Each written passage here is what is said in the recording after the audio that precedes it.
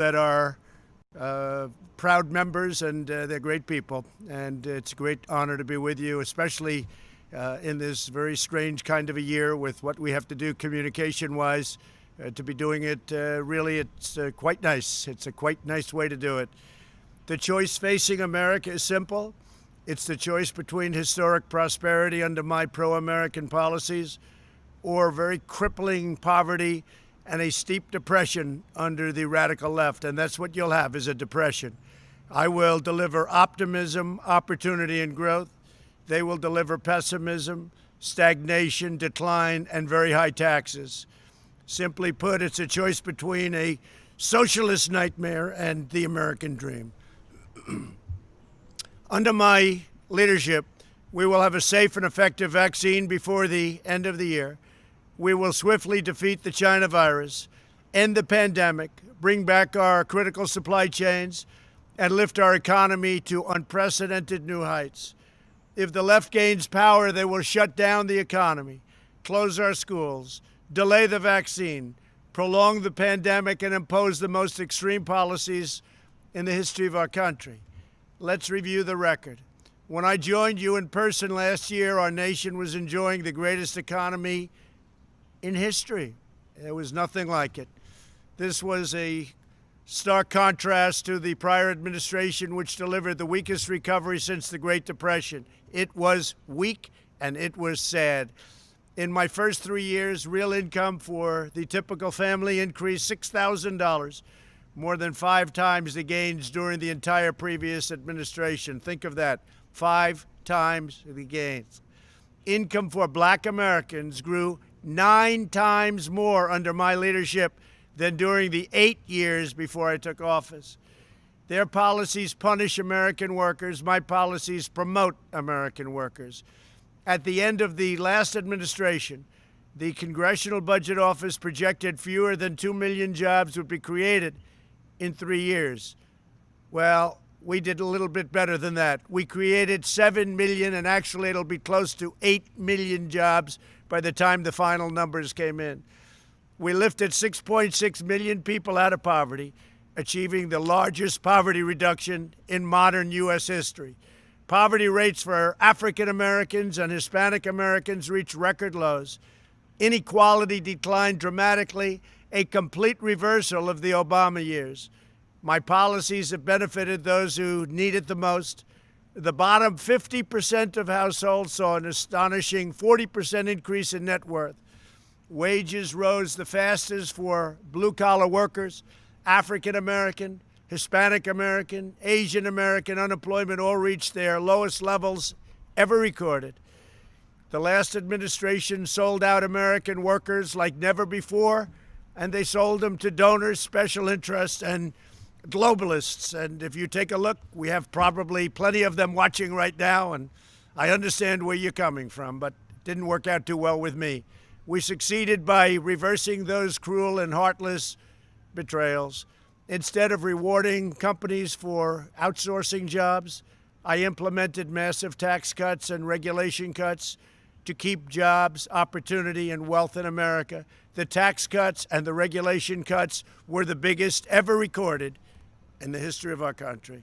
Instead of waging war on the American energy, we unleashed American energy to make the United States the #1 producer of oil and natural gas on earth. Instead of corrupt and horrendous trade deals written by lobbyists and special interests, again, some of you, I negotiated pro-American trade deals based on the principles of fairness and reciprocity. Very important. I ended the NAFTA nightmare and signed the brand new U.S.-Mexico-Canada agreement into law. I've taken the toughest ever action against China's chronic trade abuses that we all know so well. I immediately canceled the last administration's job-killing Trans-Pacific Partnership, and I renegotiated the South Korea deal, which was a disaster. China unleashed the virus onto the world, and only a Trump administration will hold them accountable. And if this administration, if I don't get elected in a little while, 20 days, China will own the United States. I can tell you that. When the China virus arrived, we launched the largest mobilization since World War II. To defeat the virus, I'm breaking through every obstacle, cutting every piece of red tape, and moving heaven and earth. The FDA has been fantastic. They're approving things in 1 week that would have taken 2 years. I'm not interested in making friends in the corrupt media, and it is corrupt. My sole focus is protecting American lives and making lives good for American people. We'll beat this virus and we'll eradicate this pestilence and all of the things that happen to our country, our lives, and our planet. Our aggressive and early action saved up to 2 million lives. If you look at the original numbers, it was projected at 2.2 million lives. We're at 210,000, and one is too many. It should have never happened, should have never been allowed to happen by China. Thanks to advances in treatment we pioneered in record time, we've reduced the fatality rate 85% since April, and that number has now gone even better. I'm also working to get emergency approval for the powerful antibody treatment I received that has shown extraordinary promise. As you know, a week ago I wasn't feeling so hot, and I had a drug, Regeneron, that it made me feel very good very fast. I think it's, they call it therapeutic, but I don't think it was therapeutic. I think it was a cure. For me, it was something that was very good. Now, who knows, maybe it would have happened anyway. Maybe I would have recovered beautifully anyway. All I know is once I had Regeneron, it worked out very well. Under Operation Warp Speed, we're on track to deliver at least 100 million doses of a vaccine before the end of the year, with hundreds of millions more to quickly follow. Our military will be delivering it. We have the best people on earth in our military, and we will deliver the drug. We will deliver the vaccine rapidly. Unfortunately, the media's constant efforts to stoke panic and hysteria and to probably change an election, that's what they really want to do, have undermined our public health efforts and put innocent lives in danger. They will not have success in changing the election. They tried that 4 years ago.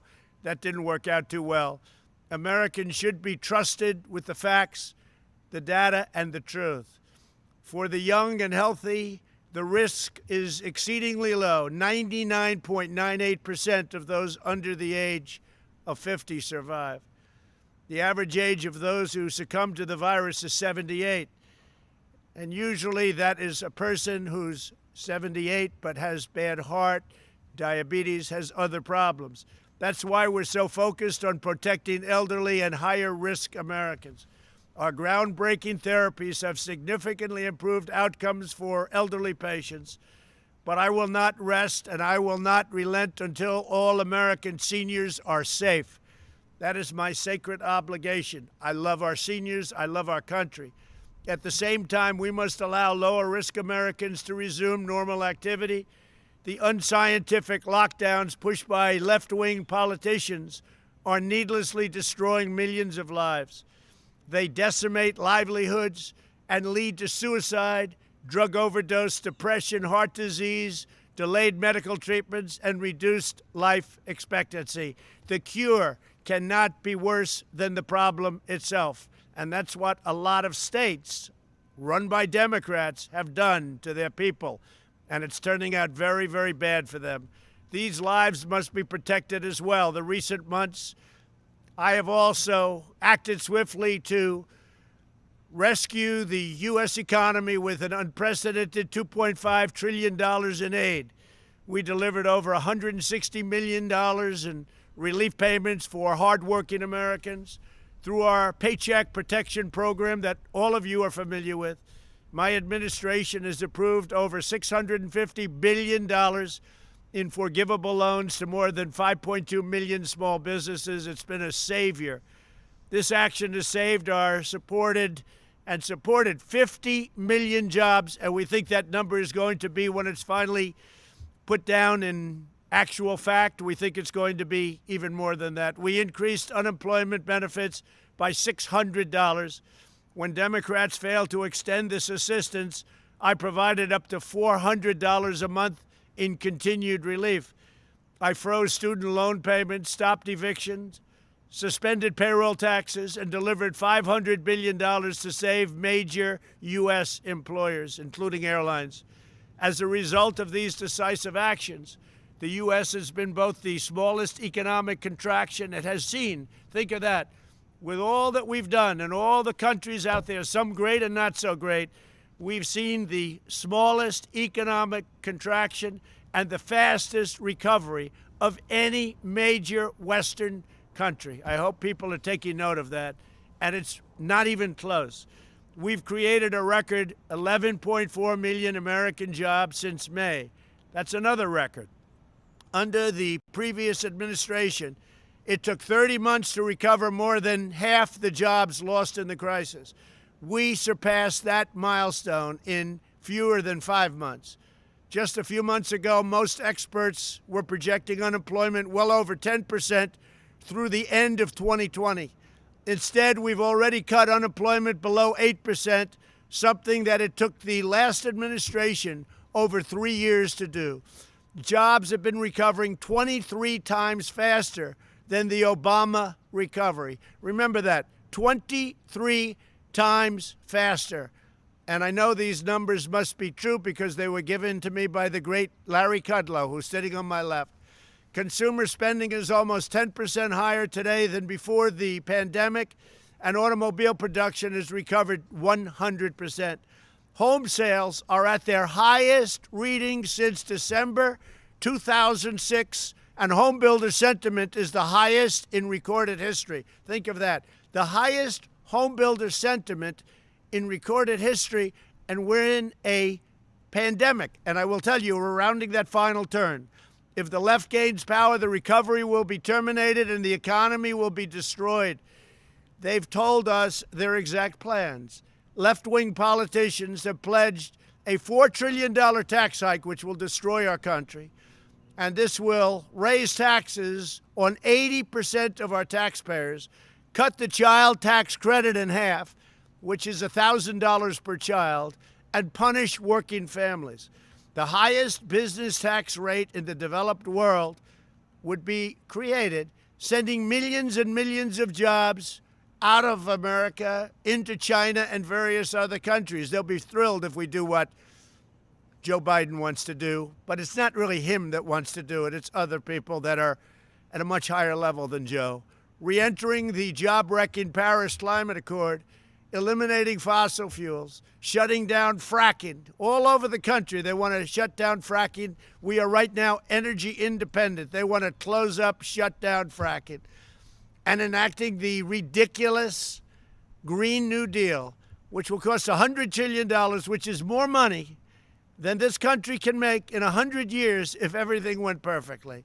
Democrat lawmakers sponsored legislation that would outlaw the private health insurance plans for 180 million Americans. So you have these private plans that people love. They've negotiated, they've fought for, they went to different companies, all great companies.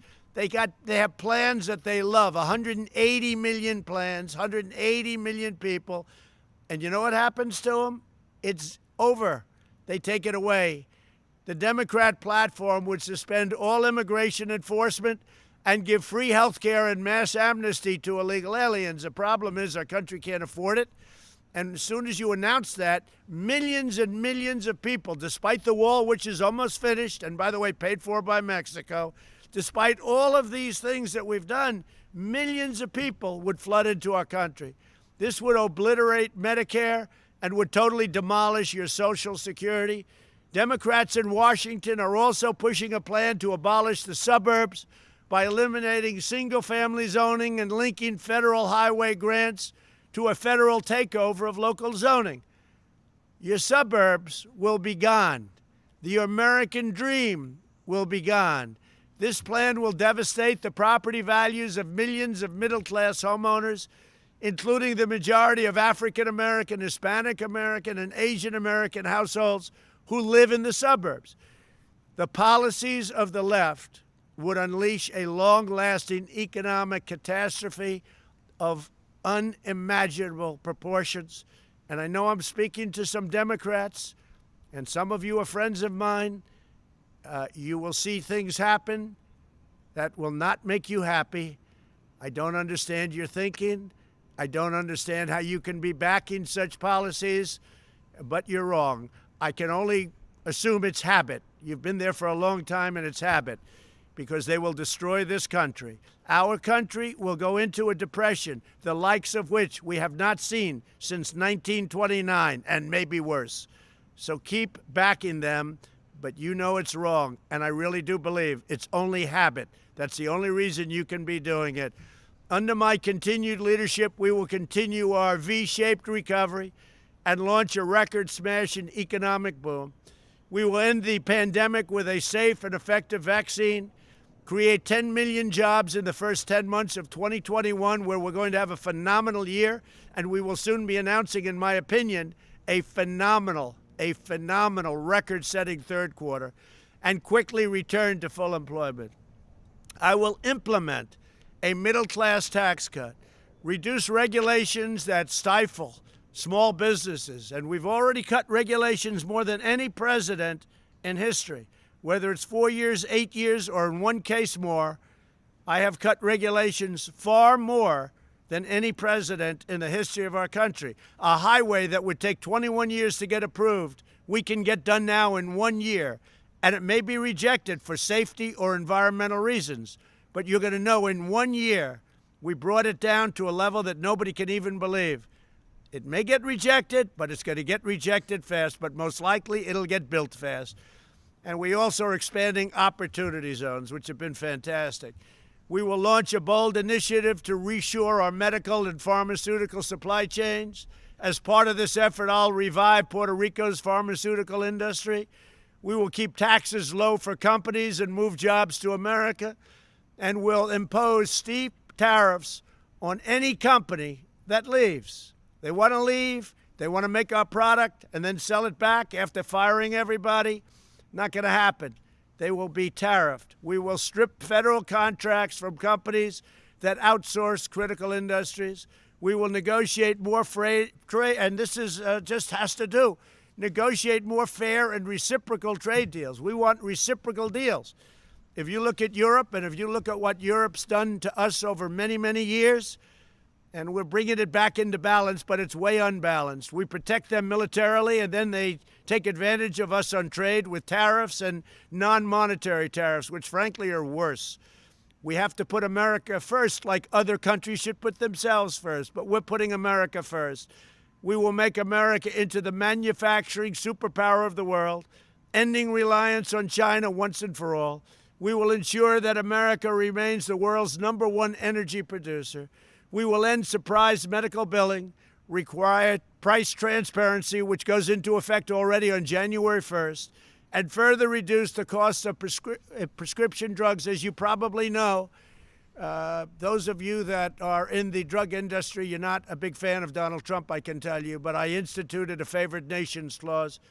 So if Germany or another nation is buying the drug for 1/20th of what we pay, and believe it or not, in some cases you have price discrepancies like that, we go to the lowest price anywhere in the world. We're the largest purchaser of drugs. We go to the lowest price.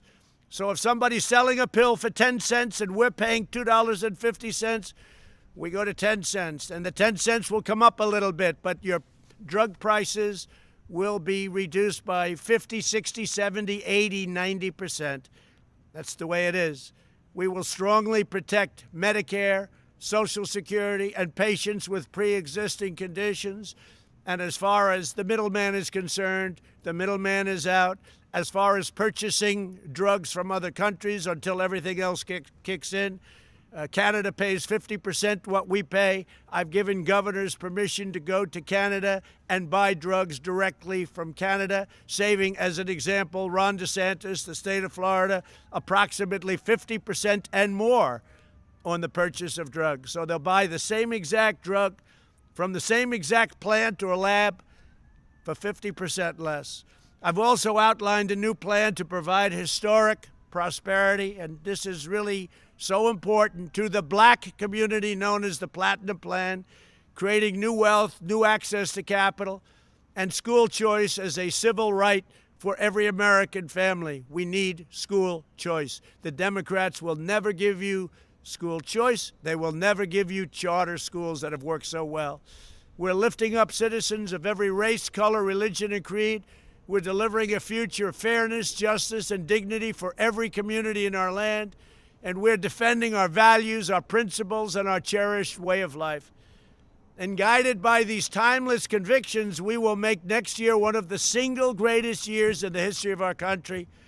It's an honor to be with you. I think I'll be with you next year again, but, we'll have to see, because if I don't win the election, you probably won't want me, and that's okay with me too. But I think we're going to have a tremendous success. We're having lines of people, 30, 40, 50,000 people lining up to see a speech with 1 day notice. And my opponent is getting 22 people with working very hard to get them. So I don't know. I mean, I think we're going to have a tremendous success. I hope so. But next year will be one of the greatest years in the history of our country. You're going to see growth like we haven't seen before. And it's an honor.